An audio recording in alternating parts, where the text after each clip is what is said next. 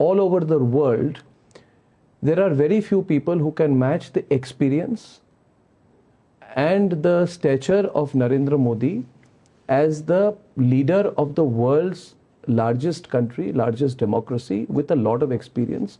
तो एक जिसको कहते हैं स्वीकार्यता यानी कि ग्लोबल एक्सेप्टेबिलिटी नरेंद्र मोदी जी की बहुत बढ़ गई है। अब मैं जैसे यूक्रेन की बात कही तो आपको इनविटेशन वेस्टर्न ब्लॉक ने भी इनवाइट की है, जो ये पीस समिट होने वाली है यूक्रेन में। उसके बाद G7 समिट पे आप जाएंगे तीसरे कार्यकाल में, और उसके बाद इमीडिएटली उसके बाद आपका एनुअल समिट रशिया के साथ भी है, जिस पर जयशंकर जी ने पिछली बार पुतिन जी को कहा कि अगली बार प्रधानमंत्री जी आएंगे, इस बार व्यस्त नहीं आ पाए। तो एक फीलिंग होती है कि मॉस्को हो या वॉशिंगटन हो या लंदन हो, Narendra Modi can play a role as a very acceptable global mediator on global conflict and issues like this between different sides. या शायद मीडिएटर ठीक शब्द नहीं होगा प्रधानमंत्री ji, to reduce global tension, maybe this is a better way of putting it. तो इस पर मैं चाहता हूं कि बिकॉज इट विल, इससे भारत का स्टैचर भी काफ़ी बढ़ेगा और बढ़ भी चुका है आपके कार्यकाल में। इस पर ज़रा आपकी राय क्या है?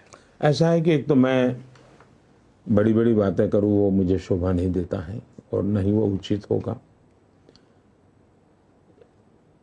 दुनिया को ये विश्वास है कि भारत के चुनाव नतीजे क्या आने वाले हैं, अस्वस्थ है, और इसलिए मुझे जून महीने के इनविटेशन आगे पड़े हैं, अगस्त के हैं, अक्टूबर के हैं, सितंबर के हैं, यानी काम। और मैं सबको कहता हूँ भाई मेरे यहाँ तो अभी चुनाव, अरे बोले चुनाव तो हमें मालूम है क्या होने वाला है, आपको आना ही है।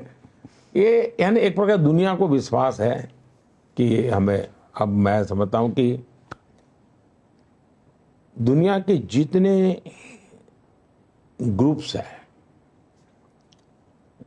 समूह जो बने हुए हैं जी, करीब करीब सभी समूह किसी न किसी रूप में भारत की उपस्थिति उस पर चाहता है।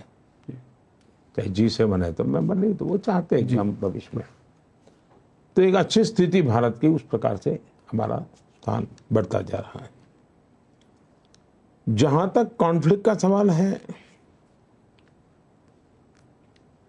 ज्यादातर दुनिया के पोजीशन पोजीशन लेके बैठे हुए हैं।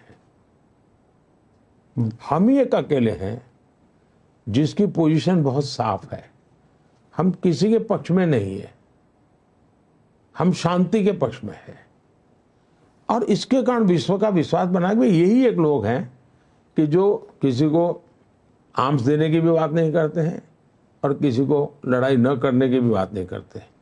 अब मेरे में हिम्मत थी कि राष्ट्रपति पुतिन के साथ बैठ के आंख में आंख मिला के मैंने कहा था कि this is not the time for war, जो ग्लोबल हेडलाइन बन गया था एक हफ्ते के लिए। तो भारत ने अपनी पोजीशन बना ली है और हम शांति के पक्ष में हैं।